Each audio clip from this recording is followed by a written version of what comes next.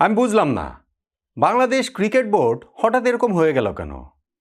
আজ আমাদের দেশের ক্রিকেটের জন্য এত বড় একটা অর্জনের রাত, কোথায় আমরা এটা সেলিব্রেট করব, উৎসবে রঙিন করে তুলব হোম অফ ক্রিকেট, সেইখানে আতশবাজি ফুটবে, Bangladesh cricket board president Aminul Islam Bulbul ভাই শুভেচ্ছা বার্তা দিবেন, মিষ্টি খাওয়া খাই চলবে, চাই কি মেজবানও হয়ে যেতে পারে।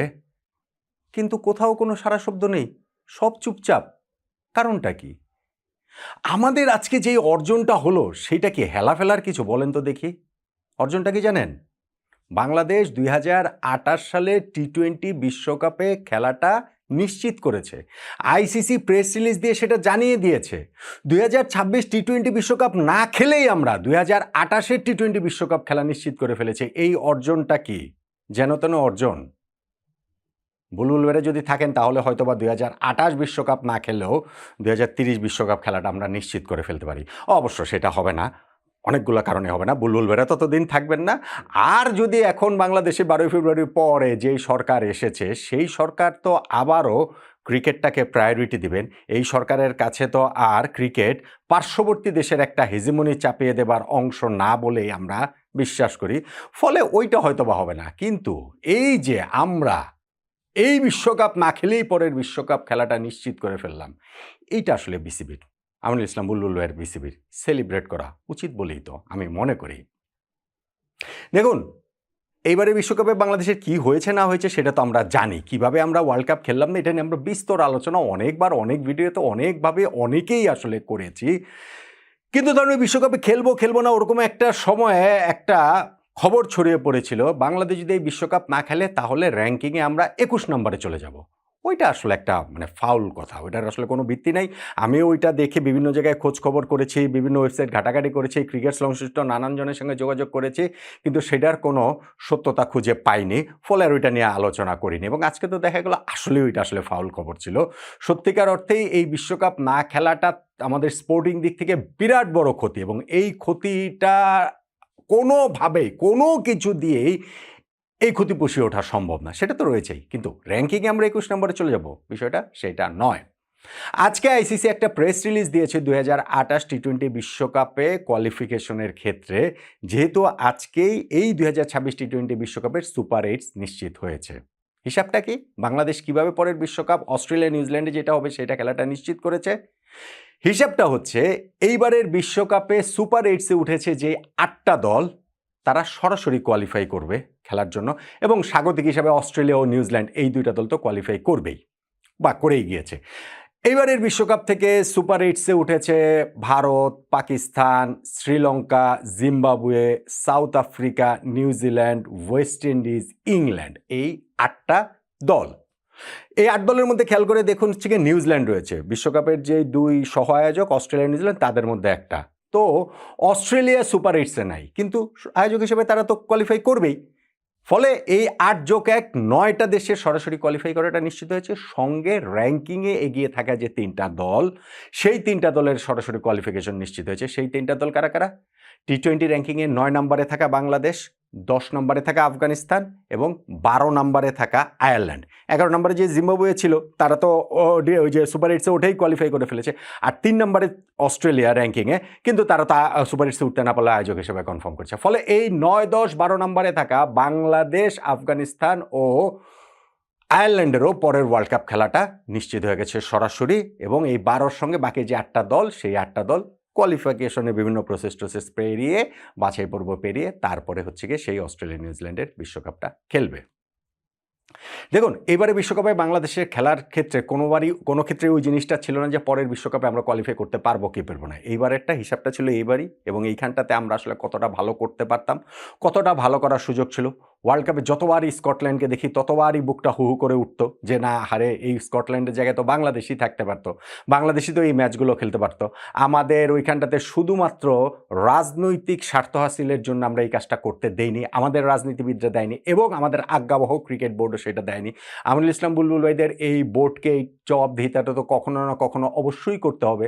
নতুন যে ক্রীড়া প্রতিমন্ত্রী হয়েছেন আমিনুল হক, তার প্রায়োরিটির জায়গাটাতে ওইটা থাকা উচিত। তার যে এই ক্রীড়া প্রতিমন্ত্রী হিসেবে ফার্স্ট যে প্রেস কনফারেন্স, সেইখানে যেইভাবে তিনি কথা বলেছেন এবং এর আগের 2টা প্রেস কনফারেন্সের আমি উদাহরণ টেনে একটা ভিডিও করেছিলাম 3টার কম্পেয়ার করে বা 3টাকে একটা লাইন ড্র করে, এবং সেইখানটাতে আমার কাছে মনে হয়েছে যে অবশ্যই এই কেন আমরা টি-20 বিশ্বকাপ খেলতে পারলাম না ওইটার একটা তদন্ত হওয়া উচিত। আমি তো দাবি তুলেছি একটা বিচার বিভাগীয় তদন্ত কমিটি অবশ্যই তৈরি হওয়া উচিত এবং সেটা অতি দ্রুত, অতি শিগগিরই। বাংলাদেশের এই ক্রিকেট বোর্ড, আমি একটা প্রেডিকশন করি, সেটা হচ্ছে লাস্ট নির্বাচন যে হয়েছে অক্টোবর মাসে, 4 বছরের জন্য এই বোর্ড এসেছে। এই বোর্ডের সবাই খুব ব্রেভ ফেস দেখানোর চেষ্টা করেছেন, including board president Aminul Islam Bulbul ভাই। যদিও তিনি অস্ট্রেলিয়াতে পরিবারের সঙ্গে দেখা করার জন্য গিয়েছেন, আমি সার্টেনলি বিশ্বাস করি তিনি ওই পরিবারের সঙ্গে সময় কাটিয়ে আবার বাংলাদেশে ফিরবেন, বাংলাদেশে তিনি আসবেন, ওই জবাবদিহিটা তিনি প্রপারলি করবেন, শুধু লোক দেখানো নয়, শুধুমাত্র ইন্টারভিউতে গিয়ে একটু কাঁদো কাঁদো কথা বলাতে নয়, একটু মন খারাপ করা ছবি তোলাতে নয়, সত্যিকার অর্থে কী কারণে আমরা বিশ্বকাপ খেলতে পারি নাই, কোথায়, কাদের ইশারায়, কোন স্বার্থের কারণে, এইটার একটা প্রপার ইনভেস্টিগেশন হওয়া উচিত। আমি টাইম এন্ড এগেইন সেই জিনিসটা বলে আসছি এবং সেইটা ফেস করার জন্য বুলবুল ভাই অবশ্যই আসবেন। বুলবুল ভাই তো সেটা ফেস করার জন্য মানে কি, তিনি তো আসলে ওই ব্রেভ ফেসটা বলছিলাম যে না 4 বছরের কমিটি, বোর্ডের অন্যান্য ডিরেক্টররাও বলছেন যে এর সঙ্গে সরকারের হস্তক্ষেপ করার কোনো সুযোগ নাই, ফলে এই কমিটি তো 4 বছরের মেয়াদ পূরণ করবেই, সরকার পরিবর্তনের সঙ্গে বোর্ড পরিবর্তনের কোনো সংযোগ খোঁজার কোনো কারণ নাই। ভাই, নাজমুল হাসান পাপন ভাইয়ের বোর্ডের ক্ষেত্রে ওই একই কথা বলা হয়েছিল, পরিবর্তন হয়েছে না, যেভাবেই হোক হয়েছে তো, এবং সেটা আইসিসির গাইডলাইন মেনে বিসিবির গঠনতন্ত্রের মধ্যে থেকে হয়েছে। আমি যে প্রেডিকশনটা করব বলেছিলাম, সেই প্রেডিকশনটা হচ্ছে এই ক্রিকেট বোর্ড 4 মাস আগে গঠিত হয়েছে 4 বছরের জন্য, কিন্তু 12ই ফেব্রুয়ারি নির্বাচনে তাদের প্রত্যাশিত কাঙ্ক্ষিত দল জোট সরকার গঠন করতে যেহেতু পারেনি, ফলে এখনকার এই ক্রিকেট বোর্ড, যেই ক্রিকেট বোর্ডের প্রধান আমিনুল ইসলাম বুলবুল ভাই, তাদের পক্ষে মেয়াদ পূর্ণ করাটা সম্ভব না। মেয়াদের কথা বাদ দেন, 4 বছর এখন থেকে শুরু করে 4 মাসও টিকবে না। লিখে রাখেন আমার কথা, 4 সপ্তাহ নাও টিকতে পারে। কিভাবে হবে, কোন প্রসেসে হবে, মামলা মোকদ্দমা হবে কিনা, অন্য কিভাবে হবে, গঠনতন্ত্রের মধ্যে থেকেই হবে, আইসিসির গাইডলাইন মেনেই হবে। আইসিসির কোনো রকম এখানে আমাদের উপরে যে নিষেধাজ্ঞা আসবে সেটা হবে না। ওইটা হচ্ছে গিয়ে ওইটা গভর্নমেন্ট টু গভর্নমেন্টের ইস্যু, সেই বাংলাদেশ সরকারের সঙ্গে ভারত সরকারের কথা আমি বলছি। আইসিসি অবশ্যই স্বায়ত্তশাসিত একটা সংস্থা, কিন্তু ওয়ার্ল্ড ক্রিকেট কীভাবে ওয়ার্কআউট করে সেটা আমরা খুব ভালো করেই জানি, ফলে আমার কাছে মনে হয় না যে আইসিসি ওই জায়গাটা থেকে ইস্যু। আমার যেটা প্রেডিকশন সেটা হচ্ছে গিয়ে 4 মাস আগে যেই বাংলাদেশ ক্রিকেট বোর্ড আমিনুল ইসলাম বুলবুল ভাইয়ের নেতৃত্বে গঠিত হয়েছে 4 বছরের জন্য, তারা 12ই ফেব্রুয়ারির নির্বাচন পরবর্তী 4 মাসও টিকতে পারবে না। এমনকি যদি 4 সপ্তাহ নাও টিকে, তাতেও আসলে আমি অবাক হব না। কিন্তু এই বোর্ড থাকার বা না থাকার সঙ্গে ওইটার কোনো সম্পর্ক আছে বলে আমার মনে হয় না, যে কেন আমরা বিশ্বকাপ খেলতে পারিনি। অবশ্যই সেইটার প্রপার তদন্ত হতে হবে, অবশ্যই সেইখানটাতে দায়ী যারা রয়েছে তাদের বিপক্ষে ব্যবস্থা নিতে হবে। বাংলাদেশের মানুষ, বাংলাদেশের এই ক্রিকেট প্রেমী মানুষ যারা হচ্ছে গিয়ে, ক্রিকেটটাই আবেগের আমাদের সবচেয়ে বড় জায়গা, অনেক বড় জায়গা, আমাদের জাতীয় ঐক্যের অনেক বড় একটা প্রতীক, সেইটাকে ধ্বংস করার ষড়যন্ত্র যারা করেছেন এবং সেইটা ধ্বংস করতে পেরে যারা মোটামুটি হচ্ছে গিয়ে বগল বাজাচ্ছিলেন খুশিতে যে যাক, বাইরে এসে ওই যে স্যাড ফেস শো করলেও তারা নিজেরা যে খুব আনন্দে ছিলেন, সেই আনন্দের দিন তাদের ফুরিয়ে যাওয়াটা উচিত এবং বোর্ডে তাদের সময় ফুরিয়ে যাবে। আমি এটা সার্টেন, আমি আপনাদেরকে বলে রাখছি, আমি এটা সার্টেন যে এই বোর্ড কন্টিনিউ করতে পারবে না। 4 মাস গিয়েছে, আর 4 মাসও যাবে না, আর 4 সপ্তাহ যদি না যায় তাহলে আমি অবাক হব না। কিন্তু কেন এবং কাদের কারণে আমরা টি-20 বিশ্বকাপ খেলতে পারিনি, সেই তদন্তের দাবিটা আমি তখনও চালিয়ে যাব যদি এই বোর্ড ভেঙে যায়।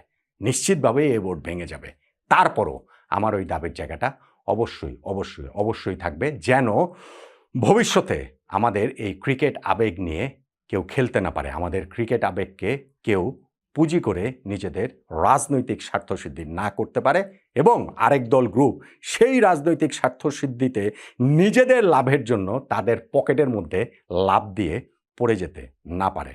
সেই কারণে এটা ভীষণ রকমের গুরুত্বপূর্ণ, যারা এবং যাদের কারণে আমরা টি-20 বিশ্বকাপ খেলতে পারিনি সেটা খুঁজে বের করে দেখা।